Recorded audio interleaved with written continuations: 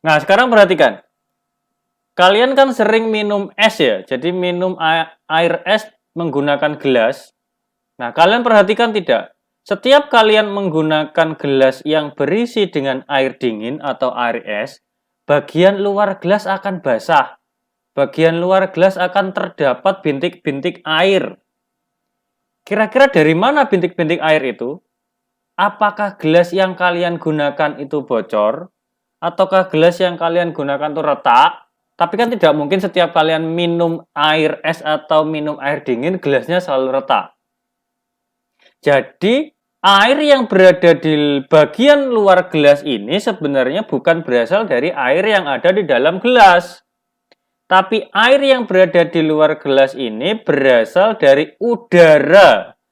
Berasal dari gas yang ada di sekitar gelas yang berubah menjadi zat cair.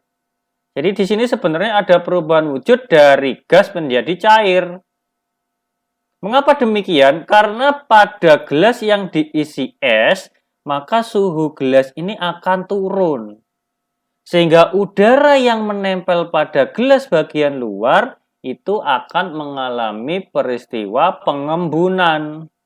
Jadi, titik-titik air yang berada di luar gelas itu sebenarnya adalah udara di luar gelas yang mengembun. Itu ya, jadi bukan terus dia bocor dari dalam, bukan, tapi dia berasal dari udara di luar gelas yang mengembun karena suhu di sekitar gelas mengalami penurunan. Nah, peristiwa pada gelas tadi itu disebut dengan perubahan wujud. Perubahan wujud itu adalah salah satu contoh dari perubahan fisika. Jadi sekarang kita masuk pada subpokok bahasan perubahan fisika dan perubahan kimia.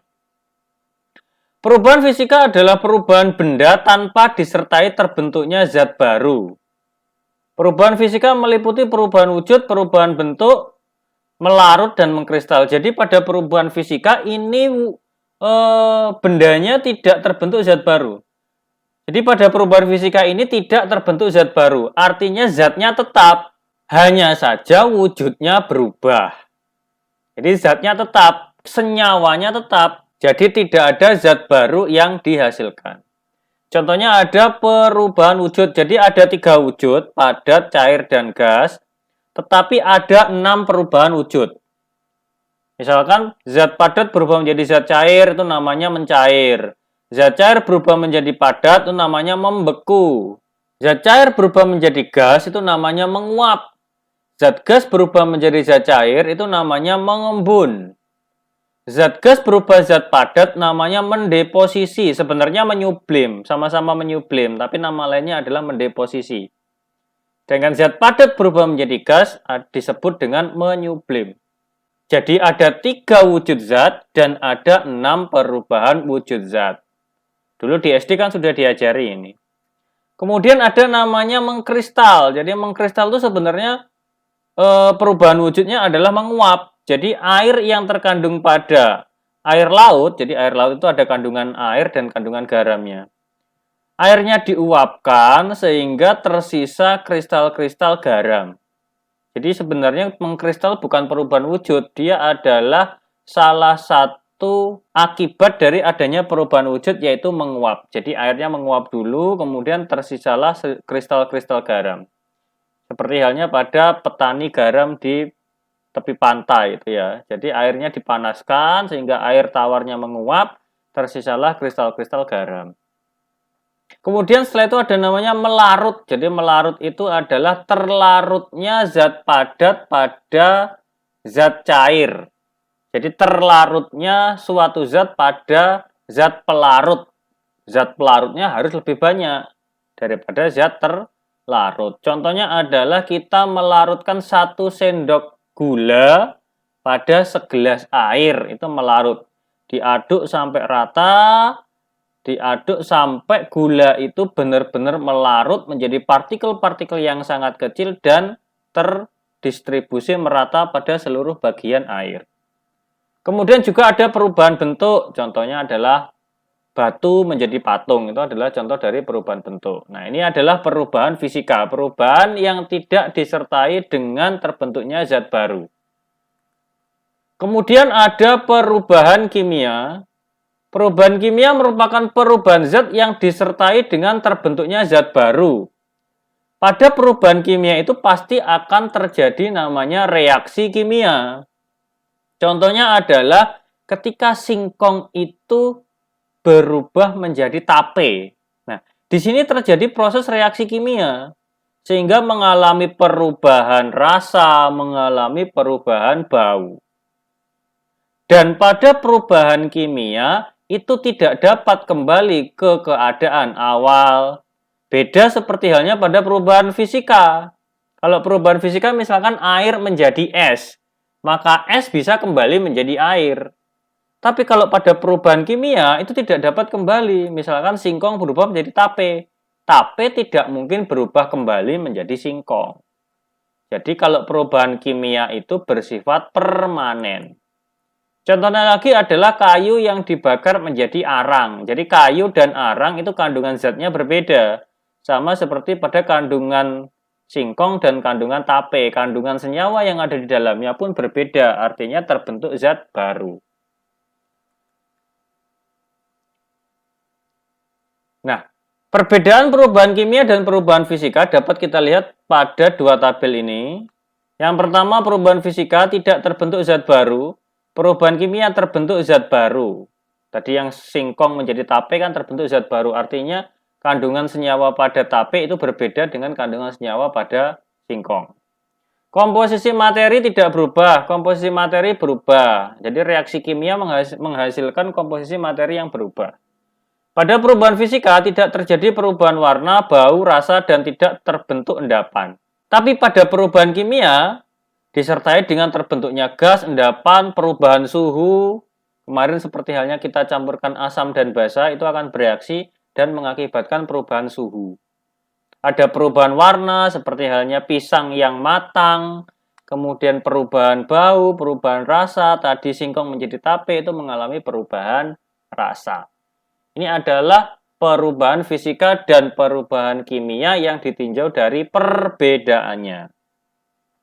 Nah, materi kita sudah selesai. Sekarang kita masuk pada PHK 3 yang harus kalian kerjakan dan dikumpulkan maksimal nanti malam hari ini 17 September 2020 pukul 24. Jadi aturannya seperti kemarin, kalau terlambat maka ada perbedaan nilai dengan yang tidak terlambat. Nah, yang perlu kalian pahami adalah untuk PHK 3 ini harus ditulis tangan.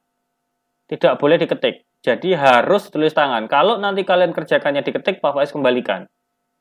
Jadi harus ditulis tangan, karena Pak Faiz mau lihat cara kalian menulis unsur dan lambang unsur dan lambang senyawa dengan tulisan tangan kalian. Nah, sekarang kita lihat petunjuknya. Penilaian harian keterampilan 3, ilmu pengetahuan alam, identifikasi unsur dan senyawa penyusun makanan ringan. Kemarin kan sudah Pak Faiz beri tugas, setiap anak harus mencari satu bungkus makanan atau bungkus minuman ringan. Bebas apapun, yang penting di situ ada kandungan gizi atau komposisinya. Tujuan dari PHK ini yang pertama adalah peserta didik dapat melakukan pengamatan unsur dan senyawa di sekitar lingkungan. Kedua, peserta didik dapat membuat laporan kandungan unsur dan senyawa pada makanan ringan atau minuman ringan. Alat dan bahan, bungkus makanan atau minuman ringan. Petunjuk mengerjakan. Yang pertama, ditulis tangan, diingat-ingat, ditulis tangan. Pak Faiz tidak menerima yang diketik, ditulis tangan. Yang kedua, jawablah hasil kerjamu dengan menuliskannya pada selembar kertas HVS, kertas polos putih itu, atau kertas folio bergaris juga boleh, atau buku yang lebar, jangan buku yang kecil, karena kalau kecil kurang. Jadi di kertas HVS, folio bergaris, atau pada buku yang lebar. Dengan format seperti halaman 2, jadi formatnya sudah harus mengikuti di halaman 2. Tulisan harus rapi, jelas, dan bisa dibaca oleh orang lain. Jadi tulisannya harus jelas dan rapi. Fotolah hasil kerjamu secara jelas, harus jelas fotonya. Jangan sampai buram. Kalau buram nanti tidak bisa dikoreksi sama Pak Faris. Nah ini, dengan posisi portrait tegak, jangan dibuat landscape. Jadi nanti mengirimnya di Google Classroom juga harus dalam posisi tegak, portrait. Kalau tidak nanti tidak bisa diputar oleh Pak Faiz karena di Google Classroom tidak ada fitur untuk memutar foto. Jadi permanen, ya. Nah ini yang penting, ubahlah format foto hasil kerjamu menjadi format PDF. Harus diubah ke PDF. Kalau tidak diubah ke PDF, Pak Wes kembalikan. Pak, kalau saya tidak tahu caranya mengubah ke PDF, tanya temannya yang bisa. Di pelajaran matematika kan sudah diubah ke PDF semua. Masa pelajaran IPA tidak bisa? Ya. Kirim hasil kerjamu format PDF tadi melalui tugas kelas PHK 3 di Google Classroom paling lambat Kamis nanti malam. 17 September 2020 pukul 24. Dan jangan lupa klik serahkan, ini yang penting. Kalau kamu tidak klik serahkan, tugasnya tidak masuk ke foldernya Pak Faiz dan kamu dianggap tidak mengumpulkan. Ya. Penilaian setiap kolom isian pada tabel bernilai 5 poin, nanti tabelnya di bawah. Jadi total kamu nanti kalau 20 kolom itu benar, kamu dapat 100. Keterlambatan, seperti halnya pada PHK 2. Setiap 1 jam keterlambatan dikurangi 1 poin. Dan jika kamu terlambat lebih dari 24 jam, maka nilai maksimalmu adalah 72. Jadi dianggap itu adalah perbaikan, bukan lagi nilai utama. Langkah kerja.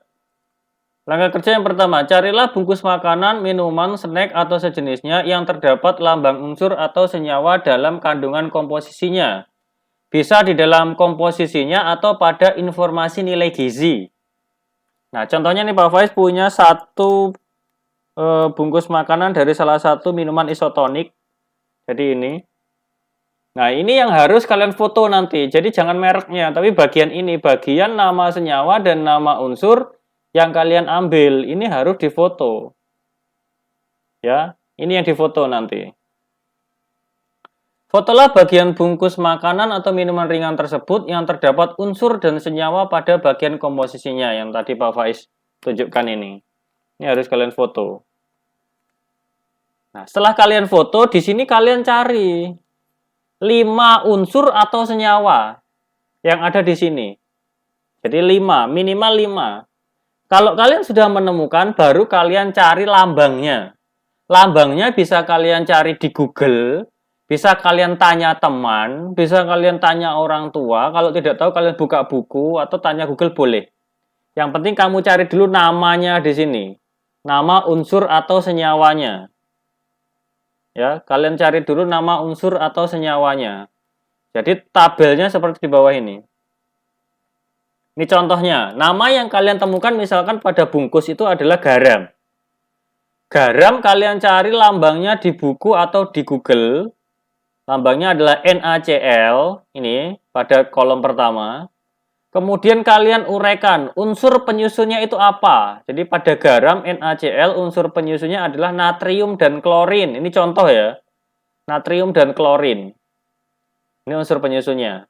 Jumlah atom penyusunnya ada berapa? Nah, kamu harus uraikan. 1 atom Na dan 1 atom Cl. Nah, ini jumlahnya harus ditulis. Kalau tidak, Pak Faiz coret nanti. Karena di sini disuruh menyebutkan jumlah atom penyusunnya. Jadi, 1 atom Na dan 1 atom Cl. Dilihat di sini. Termasuk unsur atau senyawa. Nah, karena di sini ada 2 unsur penyusun, maka itu termasuk dalam senyawa. Ini contoh. Jadi masing-masing kolom ini nilainya 5. Ada 20 kolom. Berarti kalau 20 kolom kalian benar, nilainya 100. Ya, jangan lupa diberi nama dan nomor absen. Nulis di bukunya harus seperti ini. Tidak boleh dengan format yang lain. Wajib seperti ini. Ingat-ingat itu. Nah, jika kamu sudah menemukan 5 dan sudah mengerjakannya, sudah kamu kerjakan selesai seperti ini, kemudian kamu foto kembali. Jadi ini difoto lengkap, foto sampai bawah sini. Difoto, kemudian kamu juga ubah ke PDF. Setelah kamu ubah ke PDF, baru kalian kirim ke Google Classroom. Jadi yang dikirim ada 2 foto. Yang pertama adalah foto bungkus makanan pada bagian komposisi atau pada bagian kandungan nilai gizi. Yang kedua adalah foto dari hasil kerjamu. Foto dari tabel atau foto dari laporan hasil kerjamu itu. Ingat, yang dikirim adalah 2. Kalau kalian hanya ngirim 1, maka tidak saya terima, saya kembalikan. Jadi harus mengirim 2. Ya. Itu. Nanti kalau ada pertanyaan, kalian bisa bertanya lewat WA, tapi dengan sapaan dan perkenalan diri dulu. Tidak boleh main langsung, karena langsung nanti Pak Faiz tidak balas. Begitu untuk materi bab 3 serta PHK 3, Pak Faiz harap semuanya paham, kemudian semuanya bisa mempelajarinya dengan serius, sehingga nanti ketika PTS dan PHP 3, semuanya bisa tuntas. Itu ya. Sampai di sini pertemuan kita untuk bab 3. Semoga materi-materinya dapat bermanfaat. Terima kasih dan sampai jumpa.